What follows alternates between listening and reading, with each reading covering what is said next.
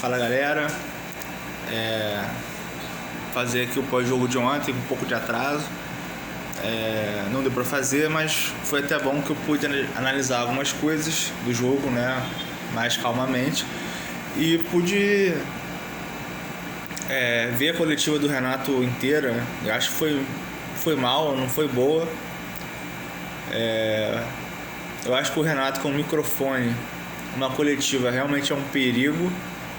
Parece que ele não aprende nada, não aprendeu nada do que ele passou no Fluminense, né, com as coletivas dele cara, ele não muda, né? Ele tem essa postura de que ele não tem culpa de nada nunca, ele se exime de tudo, a culpa sempre é dos jogadores, falta de atenção,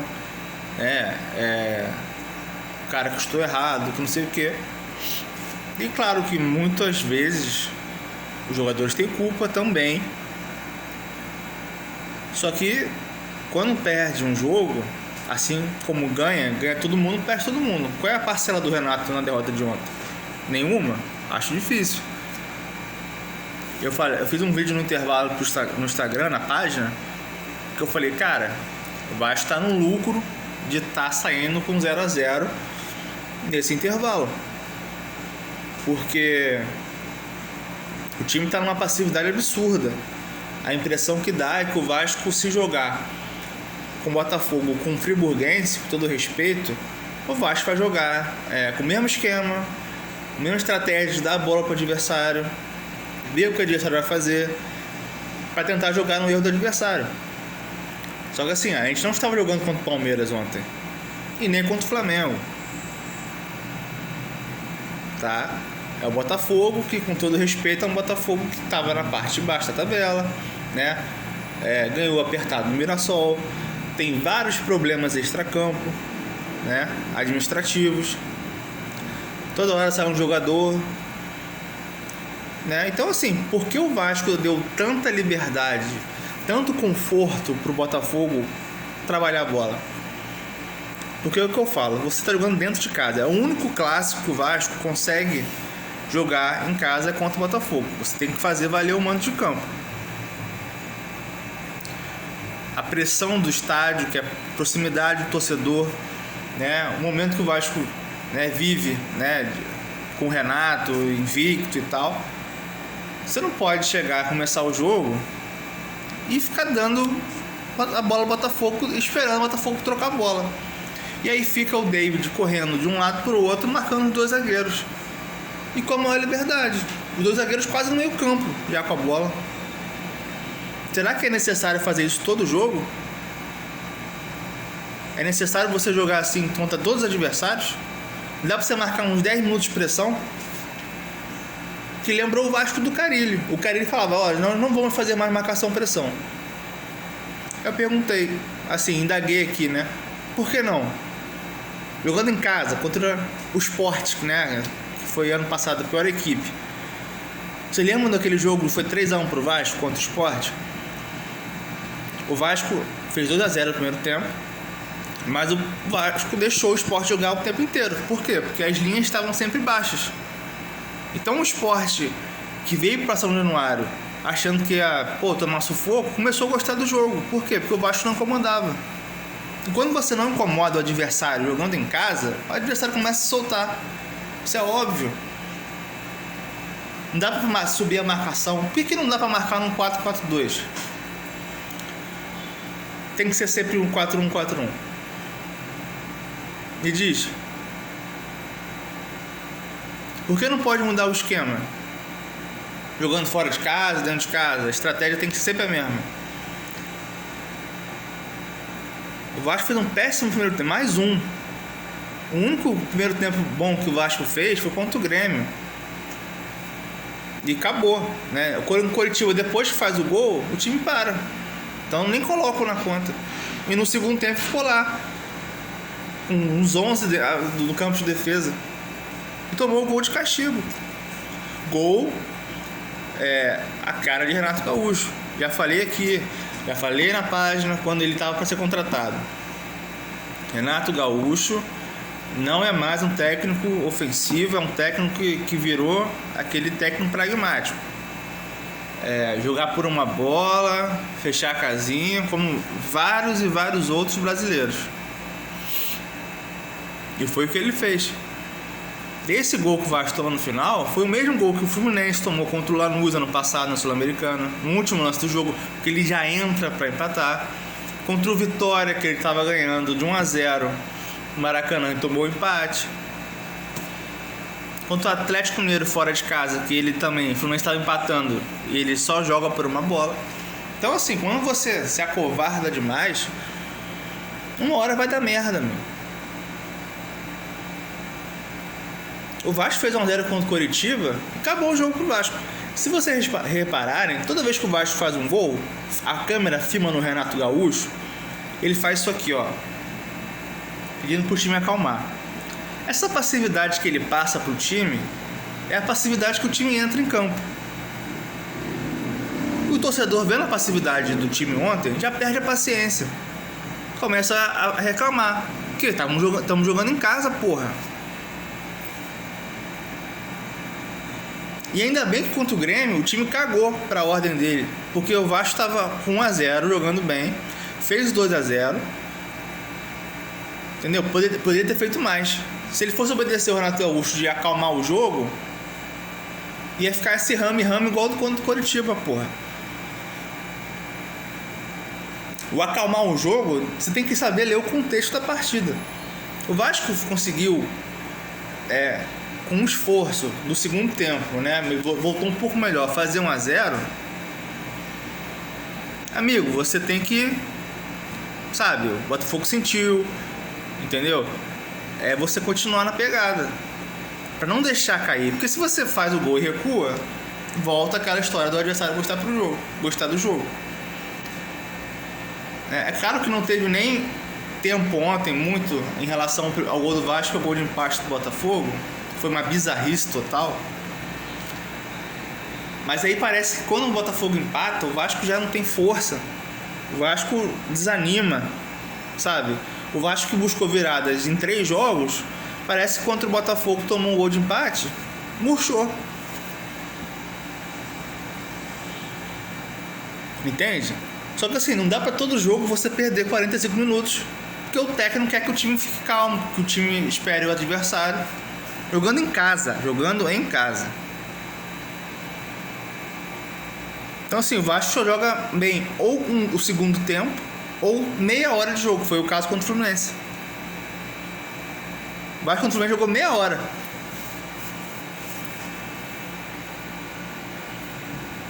Agora, claro que os jogadores muito abaixo. Eu só acho que assim, tem certos jogadores do Vasco que eles jogam numa faixa.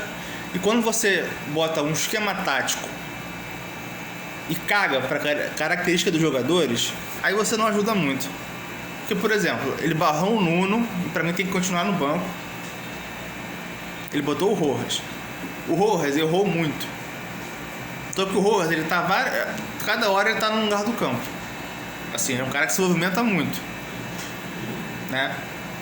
E aí eu não sei se o Rojas estava entrando para jogar pela direita, por dentro ou pela esquerda. Não entendi qual era o posicionamento que o Renato queria botar ele. Chegou um momento que ele estava auxiliando o Puma ali na criação do lado direito, era do Tietê. E aí eu não entendi. Eu achei que ele foi fazer assim, bom, vou barrar o Nuno, vou botar o Rojas ali, não vou mexer na estrutura do time, né, da estratégia, vai continuar, quem vai chegar na frente vai ser o Tietê e vai ser o Thiago Mendes, né, e o Andrés Gomes pelo outro lado. Mas eu não vi isso. Só que acontece, o Vasco tem um lado muito forte com o Andrés Gomes e com o Cuiabano, que os dois não foram tão bem ontem, né, o Cuiabano bem abaixo. Só que quando a bola vai pro lado direito não acontece nada, porque o Puma não tem um cara ali para ele jogar. E o Puma, assim, a gente fala do Puma, do Paulo Henrique, mas cara, o Puma ele é tudo menos um lateral. O Puma ele é ponta, ele é ala num esquema de 3 zagueiros, mas ele não pode ser lateral numa linha de 4, porra. Ele é um dos caras mais fáceis de driblar. né? Igual eu falo do Piton. Ele é um cara lento. Ele quando chega na frente pra cruzar, pra cabecear e tal, beleza, mas a gente precisa de um lateral, porra. Como lateral, o Paulo Henrique ainda consegue marcar melhor, né? Recompor melhor porque ele é mais rápido. O Puma não consegue. Ele não consegue marcar. E aí quando você tá sozinho do lado direito para criar jogadas, né? Não tem um cara para auxiliar ele na criação, o lado direito do Vasco não existia. E eu queria entender do Renato Gaúcho porque o Watson não entra mais. Porque assim, a coletiva dele, para quem não viu, ele falou: vou botar quem no banco? Né? Quem tá no banco? Vou botar quem? Tirou os caras pra nada. Falou dos jogadores colombianos, né? Indiretas, né? Diretas, acho mais pro Nestroza, que entrou mal de novo. Que pra mim é falta de respeito também com o atleta, da maneira como ele fala. Então assim, ele poderia ter botado o Watson ali. Ele diz que optou pelo Marinho, não pelo Watson. Não teria botado o Nestroza. Eu acho que ali, naquele momento, o Watson poderia construir mais. Quando você tem um canhoto por um lado, né, que é um cara que é de ponta para dentro, que também tem um potencial para construir, que é o caso do Watson, você pode liberar o corredor pro lateral direito passar, né? E ele poderia até ter tirado o Puma e botado o Paulo Henrique também. E ele só fez 3 alterações, se não me engano. Ele não fez, ele botou o Marino, deixou o Puma lá e é isso aí. Só que de fato, o Marino não tá bem. E me preocupa o dinheiro que o Vasco gastou, o desempenho que ele tá tendo, né? E é um desempenho que me incomoda porque é um desempenho disperso. Acho que ele acha que joga mais do que joga e me incomoda isso. Enfim, nada justifica ele chegar e falar isso numa coletiva de imprensa para todo mundo ouvir. Essas coisas são tratadas internamente, porque pode pegar mal no vestiário. Né? Quem tá no banco é tudo pereba, será? Ah, mas o Vasco tem um elenco limitado. Lógico que tem, pô. Lógico que tem. Mas eu tô falando, o Atlético Paranaense tá a 4 pontos na frente do Vasco. Veio da Série B. Curitiba tá na frente do Vasco, veio da Série B. O Atlético Mineiro hoje passou do Vasco. O Grêmio pode passar o Vasco também. O elenco do Vasco é limitado? Sim. Mas aí você olha os outros times. O que o Vasco já gastou. Como é que o Vasco tá atrás desses times aí? Que vieram de Série B. O Vasco não venceu o Curitiba. Curitiba que tem o Maicon, ex-zagueiro do Vasco lá. Tem o Bruno Melo com sei lá quantos anos como lateral esquerdo. Me diz. Também é um time limitado. E aí? Não justifica. Então assim, temos que contratar? Temos. Precisamos urgentemente, tá? É um primeiro volante que o Vasco não tem.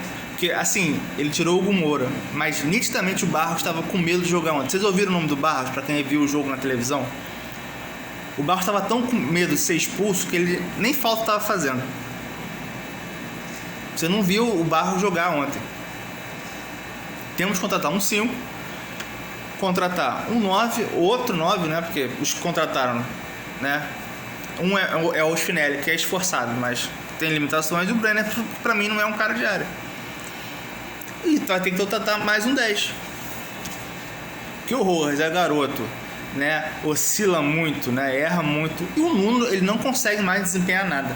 O Nuno, fisicamente, ele parece que ele tá abaixo do Piton. Ontem ele entrou pra jogar, acho que 15 minutos, cara. Ele não consegue correr direito, ele se esforça muito. Ele tentou botar na frente num lance lá. Cara, foi vergonhoso. Então não adianta falar, pô, mas o cara com a bola no pé. Cara, se você não consegue correr, ocupar os espaços, preencher, né, dar um ritmo no jogo, não adianta você falar, o cara joga, mas o cara não consegue fisicamente desempenhar. E pra mim ele continua sendo banco. Bota quem? Continua com o Rojas. Ah, mas por quê? Porque não adianta você pegar um cara, jogou mal contra o Botafogo, ok. Aí você deu 1000 chances pro Nuno, aí deixa 5 jogos no titular. Aí um jogo ruim do Rojas já vai virar banco de novo? Outra coisa, entra com o Adson. Entra com o Adson. Ao invés de botar o Nestroza, bota o Adson, porra. Que pelo menos ele não vai errar as jogadas que o Nestroza vai errar. Que é um cara com o pé trocado na direita, é um cara que vai cortar pra dentro. Vai ter mais jogo com um lateral. Outra coisa, senhor Léo Jardim, você faz defesas ok, mas você não consegue fazer o básico. Quando é pra sair, você não sai. Aí ontem você tomou um gol de cobertura que estava adiantado dentro da pequena área ainda. Não era pra estar adiantado. Aí não dá. No chute do Matheus Martins, a bola nem foi tão no canto, foi no meio pra fora. Você não pula, tava mal posicionado. Ah, mas tava encoberto. Sim, mas ele poderia ter ido mais pro lado. Agora, tomar um gol de cobertura é foda. Quanto o Coritiba, a bola dentro da pequena área duas vezes, ele não sai do gol. Aí eu queria perguntar se ele treina isso, se o preparador de goleiros treina isso com ele. Se ele realmente vê ou não vê que não tem que sair, se ele enxerga que ele tá errando nisso. Porque, cara, eu já perdi a conta de quantas vezes o Léo Jardim não sai do gol quando é pra sair. E ele é o goleiro mais bem pago do Brasil. E vai ser cobrado sempre por isso. Porque ele enrolou pra caralho pra renovar. O Vasco deu tudo que ele queria. O mínimo que se espera é ele não fazer merda. É não errar.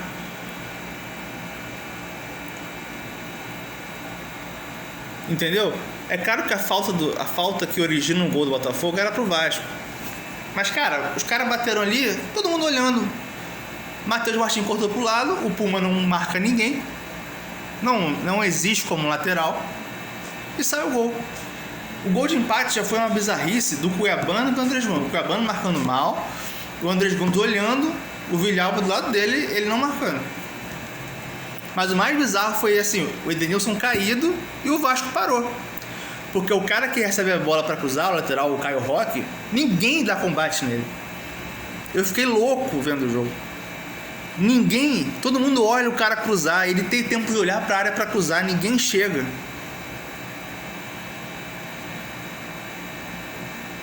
Então, assim, foi uma partida Vasco. Quando o Botafogo empatou, eu falei, cara, já tô negociando o empate.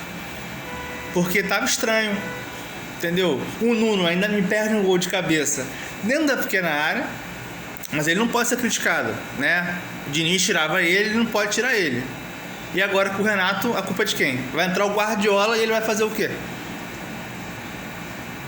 Vai virar agora o novo Messi. O Puma vai aprender a marcar com o Renato Gaúcho. Já falei aqui, o Renato Gaúcho não é um técnico característico de arrumar defesa. Ele não é um cara que arruma defesa. Tanto é que o Vasco continua tomando gol todo jogo. Ele falou o Diniz na primeira coletiva que o Diniz deixava a defesa exposta, tem um jeito de trabalhar dele, mas o time continua tomando gol.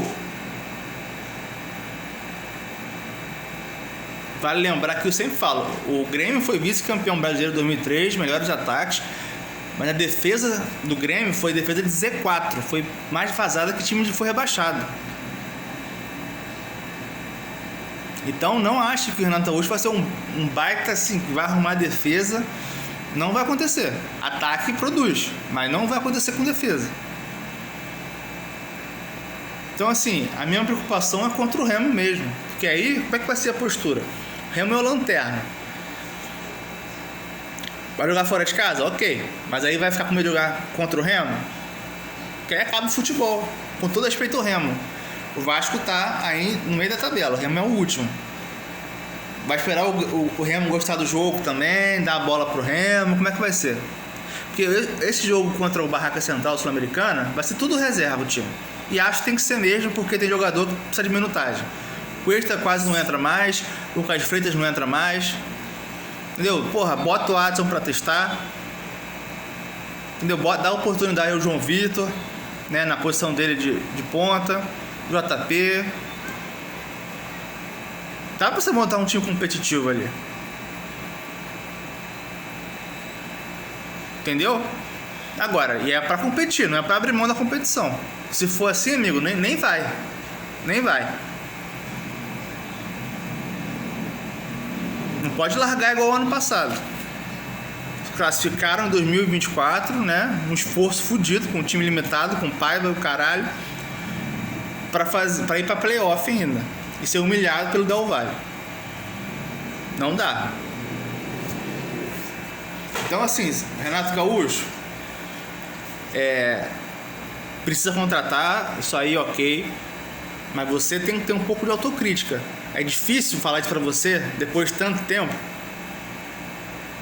Porque você sempre falou de elenco, né, de contratação, mas vamos lembrar que você no Flamengo não ganhou porra nenhuma. E sempre falou de 200 milhões de investimento. Você foi eliminado pelo Alberto Valentim no Maracanã, tomando 3-0. Ninguém esquece isso. E foi demitido no final do ano. Você não ganhou nada no Flamengo. Então, o problema... A gente não tá esperando que você faça o Vasco dar show.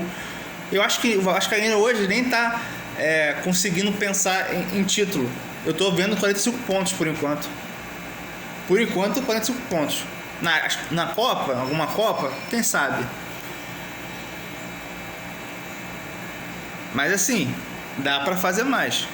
Agora, se você continuar insistindo em Matheus França, que ainda bem que não entrou, o Nuno o tempo inteiro, o Adson não entrar, não sei porquê, postura covarde dentro de casa, não vai dar. E na boa, tua entrevista foi muito ruim. Eu espero muito de coração que os jogadores não fiquem putos com isso para estragar mais o clima, que o Vasco já tá com um clima ruim desde o começo do ano. Então vamos ter um pouco mais de noção.